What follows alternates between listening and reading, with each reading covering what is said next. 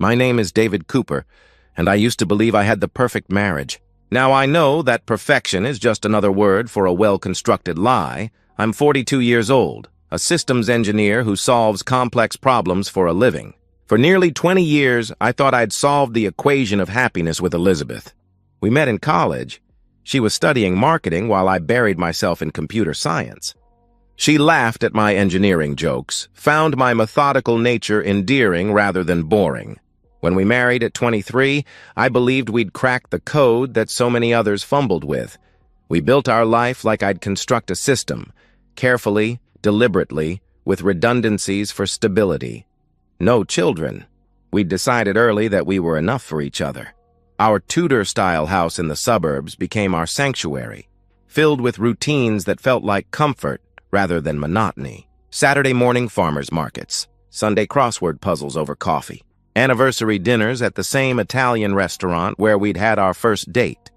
Elizabeth used to light up when I'd explain my latest project, even when the technical details clearly bored her. She'd curl into my side on the couch, content with Netflix and Chinese takeout after her long days at the marketing firm. My salary as a senior engineer meant she could have stopped working years ago, but she loved her job, loved feeling independent. I admired that about her, but patterns shift. Systems develop bugs.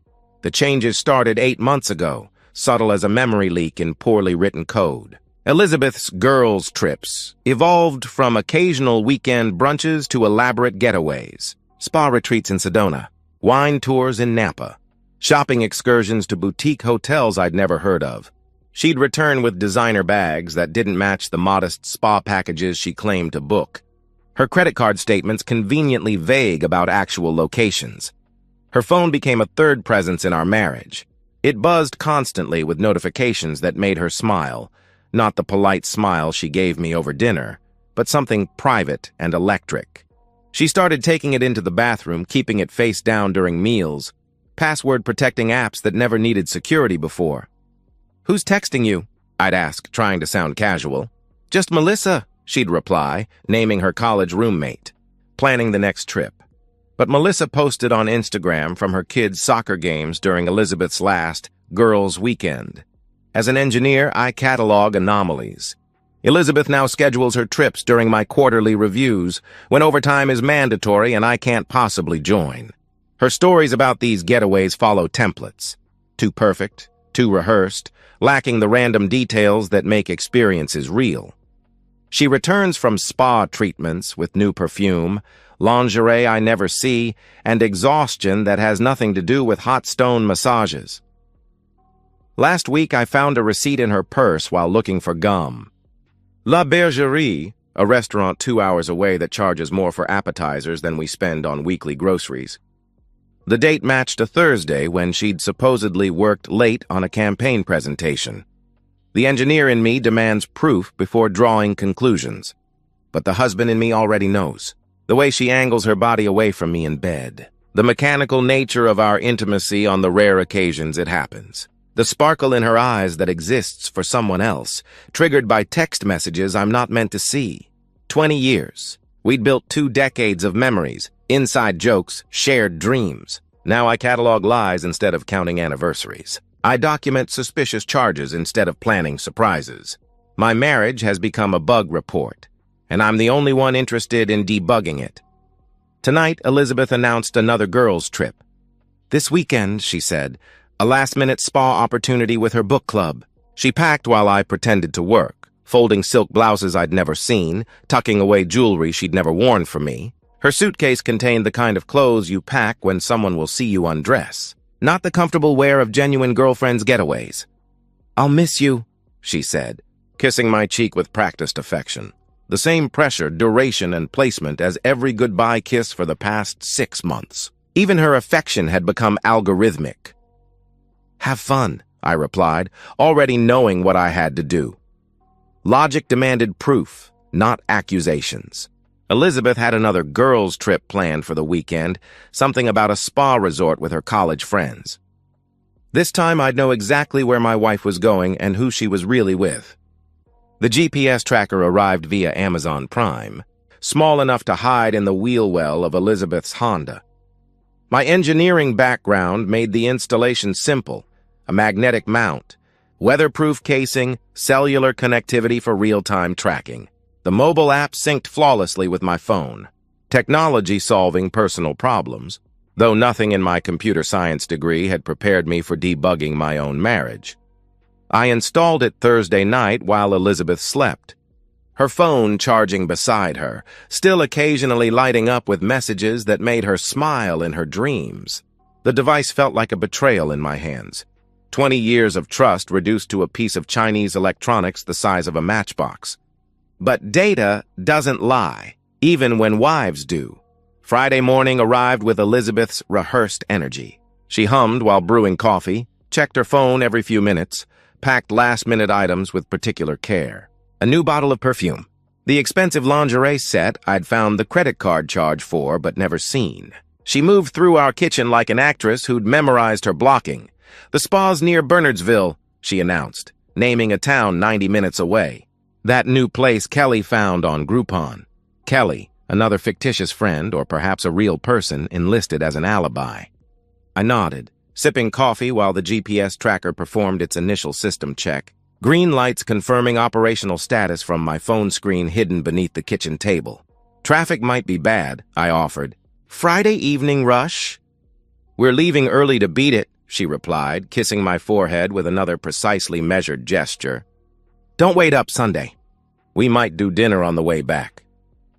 An hour after her Honda disappeared down our tree-lined street, I opened the tracking app.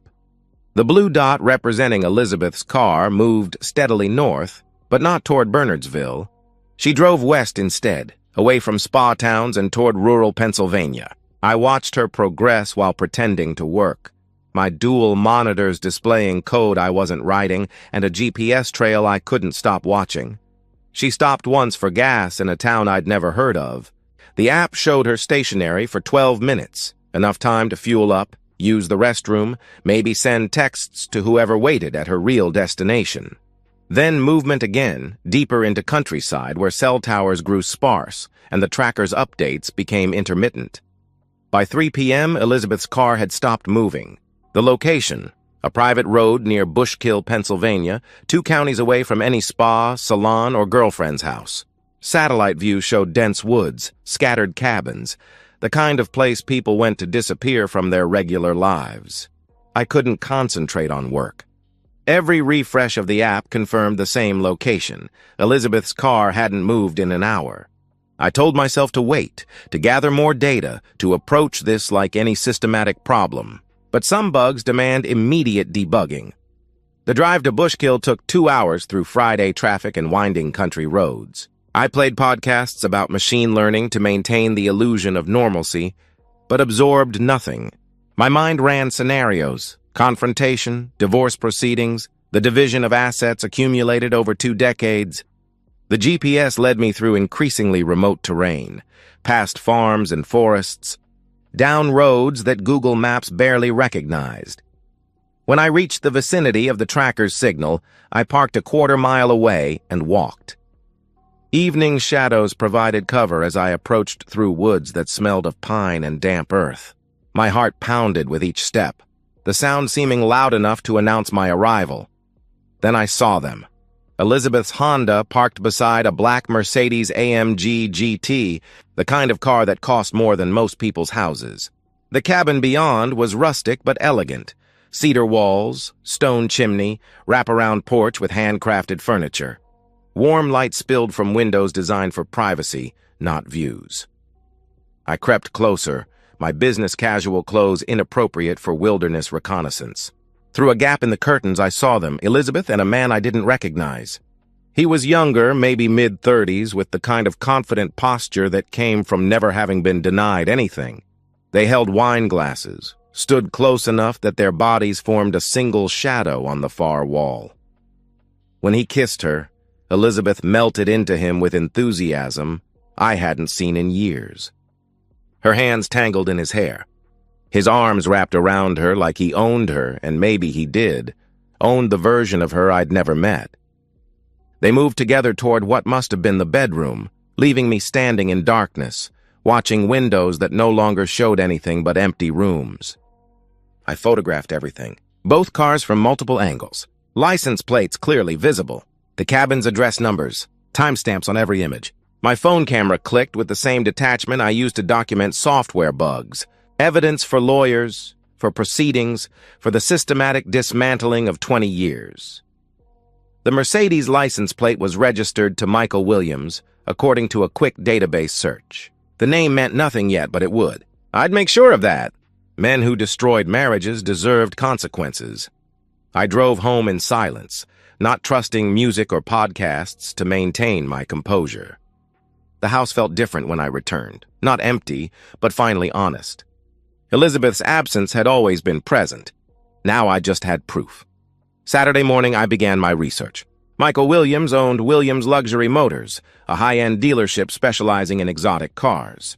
His Facebook page showed a successful businessman, charity fundraiser, and, most importantly, a married father of 3. His wife Sarah taught 3rd grade at a private school. Their children played soccer and violin, smiled from professional family portraits.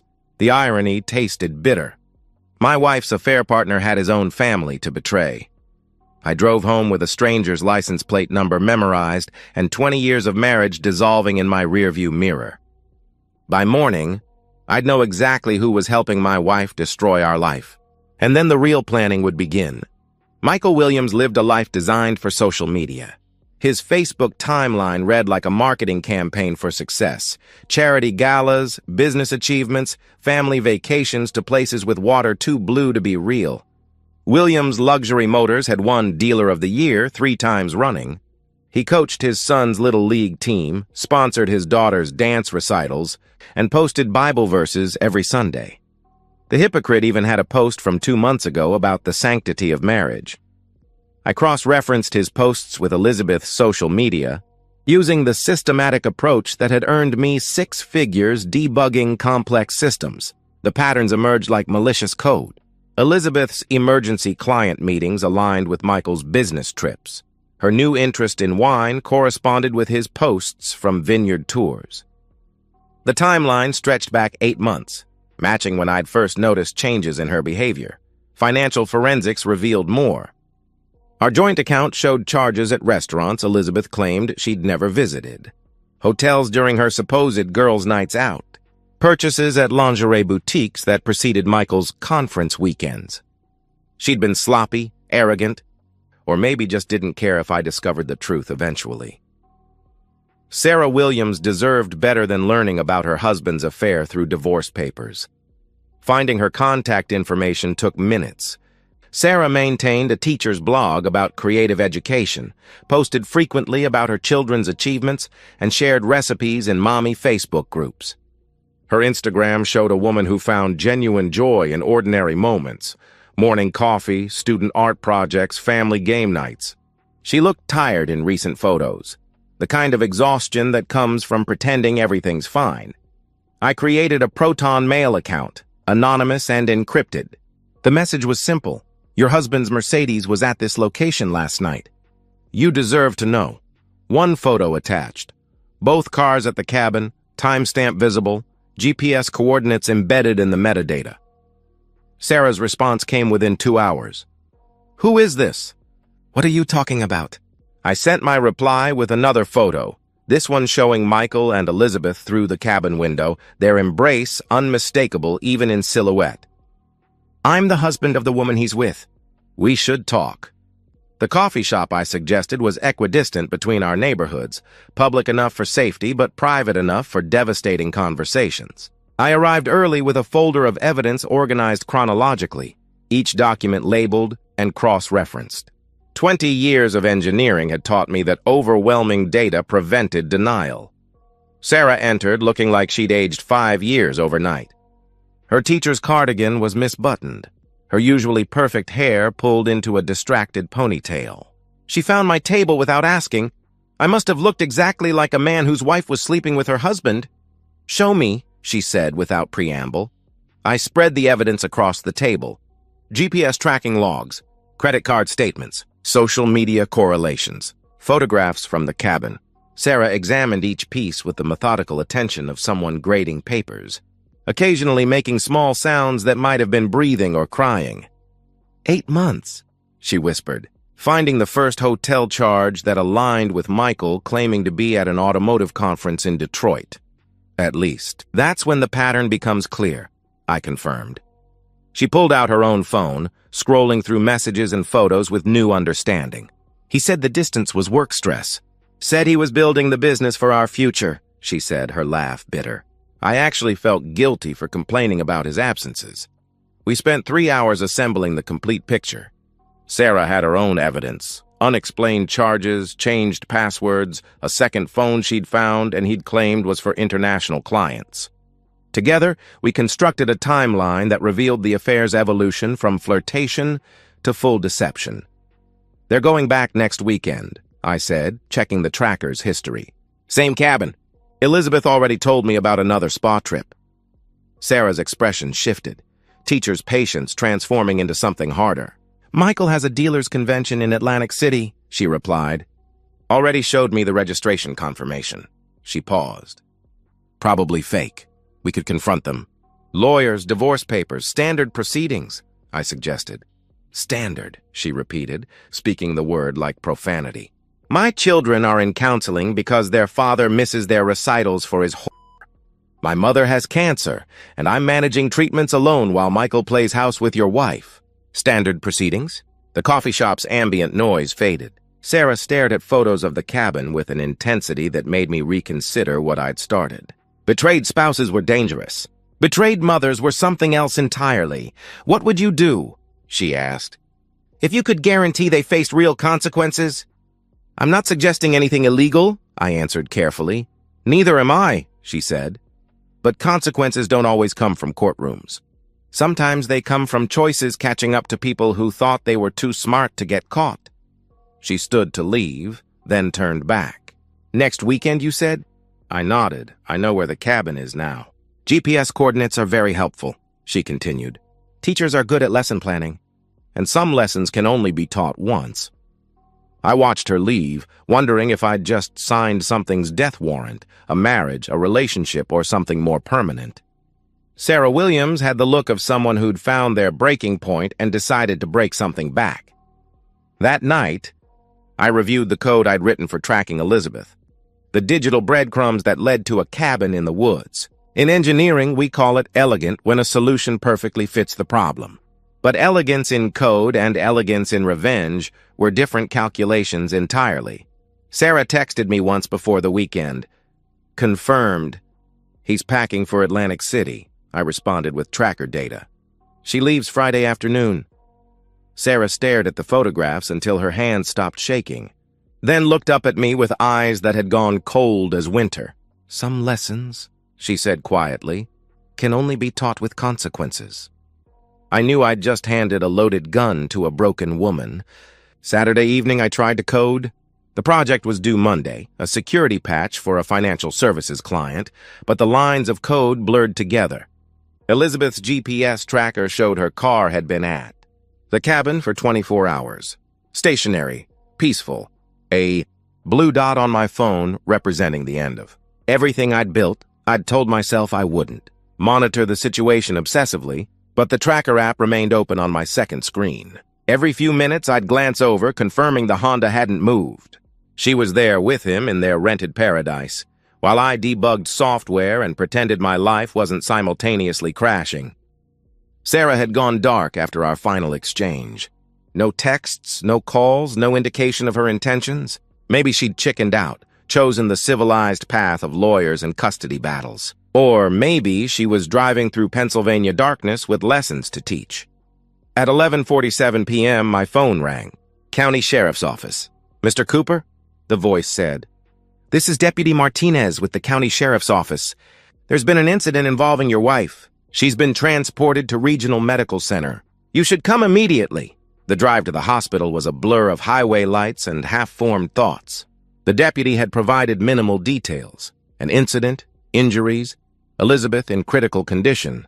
My mind ran debugging protocols, trying to process incomplete data. Car accident? Medical emergency? Or had Sarah Williams found her own solution to the betrayal equation? Regional Medical Center's emergency room was harsh fluorescent chaos. I found Deputy Martinez, a tired-looking woman who'd seen too many Saturday night tragedies. She led me to a quiet corner, her expression professionally grave. "Your wife was involved in a shooting at a cabin in Bushkill," she explained. "She survived, but she's in surgery. Multiple gunshot wounds to the torso and shoulder. The doctors are optimistic, but it's serious." "Who shot her?" I asked. "Sarah Williams is in custody," she answered. She admitted to everything immediately. "Claimed she found her husband with your wife and—" Martinez paused, choosing words carefully. "She brought a .38 special registered in her name. Michael Williams was pronounced dead at the scene. 3 shots, center mass. The waiting room chair was uncomfortably plastic, designed to prevent long-term occupation. I sat anyway, processing the data. Sarah had executed her lesson plan. Michael Williams would never miss another recital, because he'd never attend one again. Elizabeth had survived, but survival and living were different calculations. 3 hours later, a surgeon in scrubs, spattered with my wife's blood, explained the damage.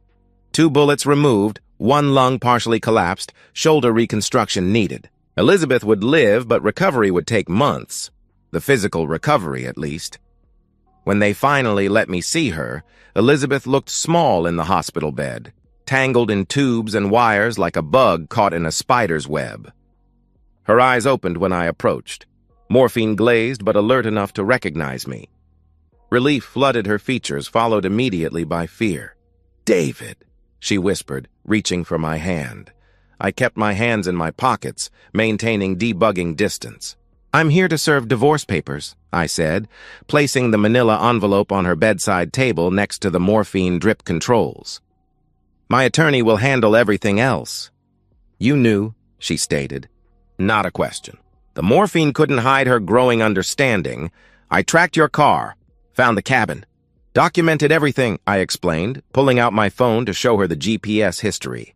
8 months of data, Elizabeth. Every trip, every lie, every betrayal time-stamped and archived. She started crying, but tears were just another form of data output. "I didn't mean for anyone to get hurt," she sobbed. "Michael Williams is dead. His 3 children don't have a father. Sarah Williams killed a man because of your affair," I said coldly. "You didn't pull the trigger, but you loaded the gun." "How did she know where?" Elizabeth stopped, the final piece clicking. "You told her," she accused. "I showed her the same evidence I'm showing the divorce attorney," I clarified.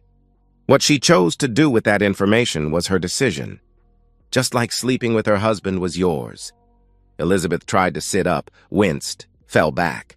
"You set this up," she said desperately. "You wanted this to happen. I wanted the truth. Sarah Williams wanted justice. You and Michael wanted each other," I replied.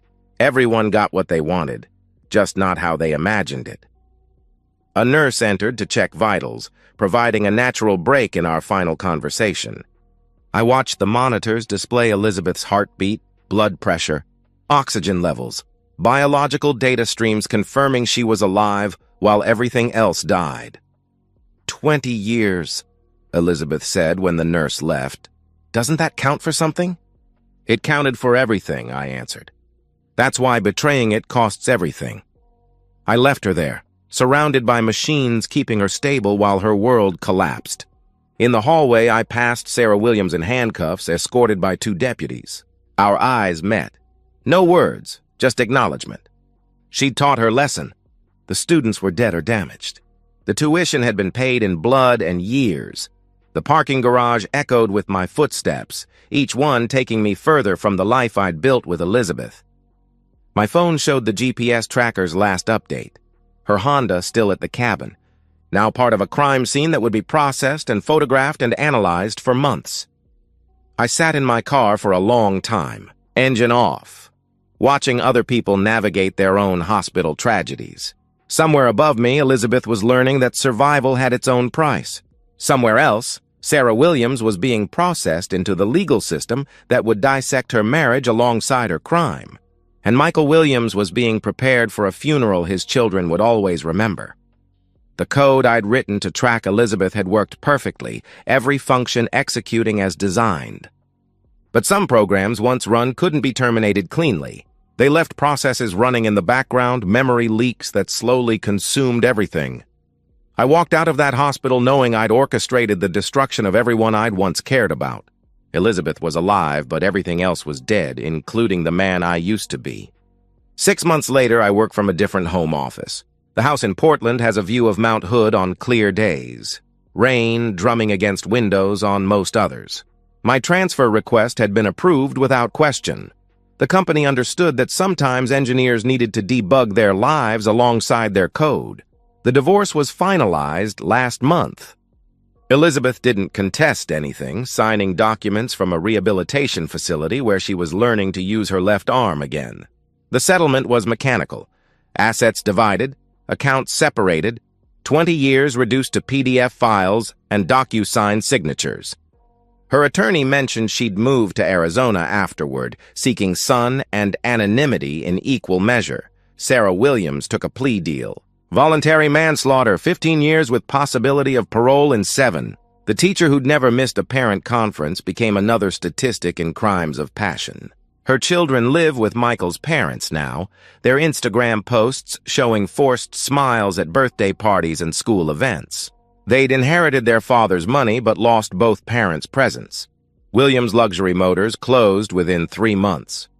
No one wanted to buy cars from a dealership whose owner had been murdered by his wife for having an affair. The inventory was auctioned off.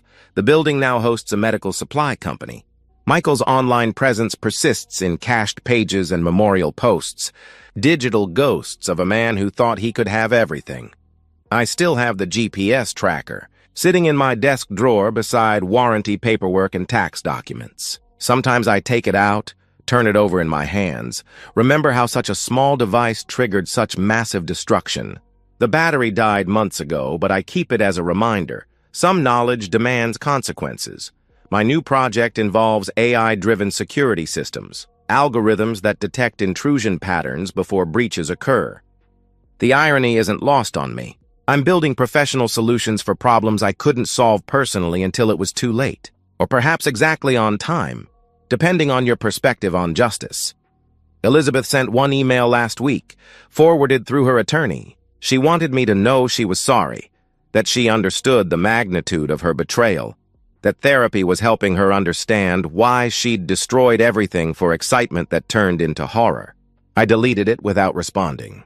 Apologies were just error messages thrown after the program had already crashed. Some nights I dream about that cabin. Not the violence, I wasn't there for that. But I imagine the moment Sarah Williams walked through the door, gun in hand, teaching her final lesson. Did Elizabeth recognize her? Did she understand in that split second how thoroughly actions had found their consequences? The dreams wake me, but not from guilt. More like notifications from a process still running in the background, one that can't be force quit. I've started dating again, cautiously. A fellow engineer named Amy who appreciates my methodical nature and doesn't ask about my past. We solve coding problems together over coffee, build applications that make sense, follow logical patterns that produce predictable outputs. It's not love yet, but it's honest. And that's enough for now. The rain continues against my window as I finish this account. Somewhere, Elizabeth is learning to be alone with her scars. Sarah Williams is teaching literacy to other inmates. Michael Williams' children are growing up with questions that will never have satisfying answers. And I'm here, debugging a new life from the corrupted files of the old one, knowing that some programs, once executed, change the entire system permanently. The perfect marriage was just bad code that finally threw a fatal exception. Some errors can't be handled gracefully. They can only be documented and avoided in future iterations.